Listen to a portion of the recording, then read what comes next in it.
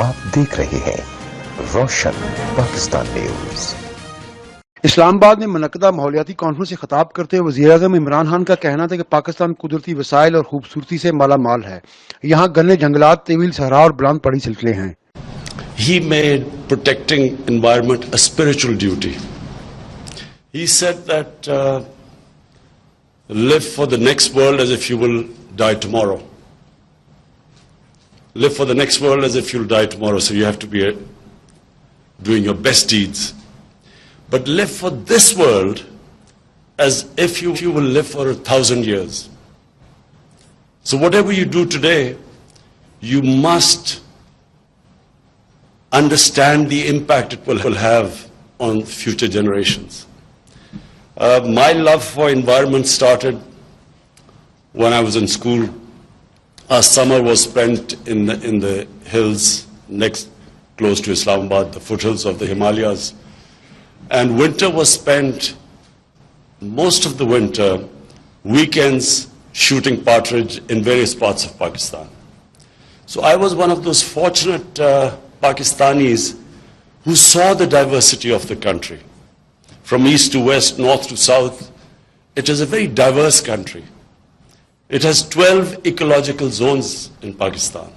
So you have from alpine to tropical, from desert to Himalayan forests. Himalayan forests are probably rare in the world. You do not see forests like the ones if you go from just north from Islamabad. 100-mile radius, you see forests which you don't see anywhere else in the world because of the height and the monsoons hitting the forest at that height. So it produces this ecology, the sort of wildlife, bird life, which you don't see anywhere else. But most Pakistanis never saw this. Most of people I grew up lived in cities and stayed in cities. So they didn't really understand the beauty of Pakistan. And so then I got involved in professional sports, so I was cut off for a while. But when I wrote this book about 30 years back, it was when I cut down on my cricket and again started visiting the northern areas, which are my favorite place in the whole world. I began to realize the disaster that was taking place in Pakistan. When I was born, the population of Pakistan was 40 million, just under 40 million. Today it is 220 million. So we could see the caption in the book, which I said, the dwindling wildlife and forests of Pakistan. Because I could see when I went back after school and in this big period when I was playing professional sport, when I again went to the mountain areas, the northern areas, and started shooting again, that's when I realized the devastation that had been caused by this population growth, but also no concern at all by our governments about the environment in Pakistan.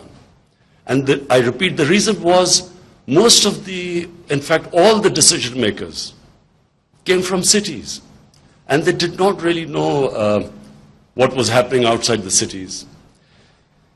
So I pledged that if ever I got into power, this would become my priority, that we must protect the great God-given beauty of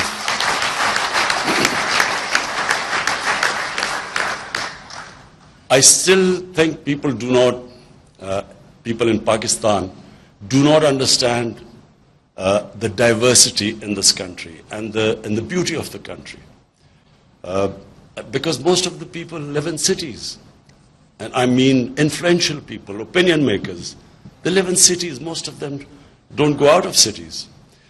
So when our government came into power in 2013 in Khyber Pakhtunkhwa, we started this billion tree tsunami. And that was the first time any government had done anything about environment in Pakistan. And people were skeptical. No one thought it would happen. But we had a very dedicated team, passionate people.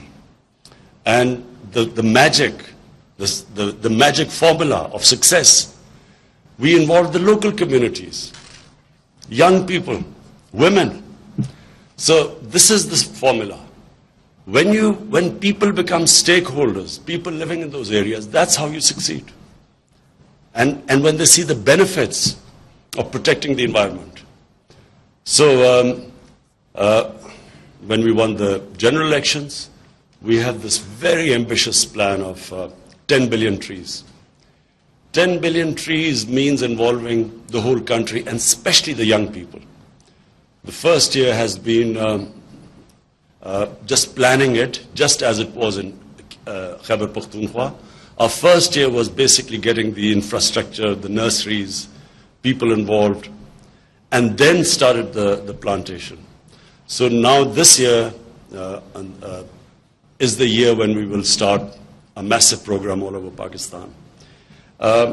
What is important, and I'm talking about Pakistan, of course, IUCN talks about Asia and the whole world, but our main concern right now is to make Pakistan a model, a country where we had one of the lowest, because of no check on the timber mafia.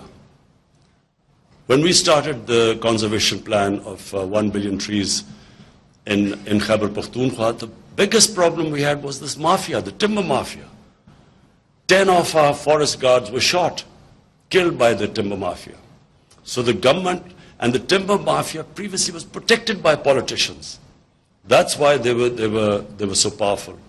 So we managed to tackle the timber mafia and then succeeded in the project. Now again, what we hope is to create enough awareness amongst the young people. حکومتوں نے ماحولیات پر توجہ نہیں دی، لیکن ہم نے آنے والی نسلوں کا احساس کر کے فیصلے کرنے ہیں۔ ان کا کہنا تھا شہروں میں رہنے والے زیادہ تر لوگ قدرتی خوبصورتی کو دیکھ نہیں پاتے۔ میں خوش قسمت ہوں، ملک کا ہر علاقہ گھوم چکا ہوں۔ ماحولیاتی تبدیلی کا مضمون نصاب میں شامل کر رہے ہیں۔ ماحولیاتی آلودگی سے متعلق شعور رکھنے والے عظیم لوگ ہیں۔ ماضی میں کرپٹ حکومتوں نے ٹمبر مافیہ کی سرپرستی کی، لیکن پہلی بار تحریک انصاف کی حکومت نے ماحولیاتی تحفظ پر اقدامات کیے ہیں۔ کیمرہ مین عرفان حیدر کے ساتھ شہزاد ملک، روشن پاکستان نیوز، اسلام آباد۔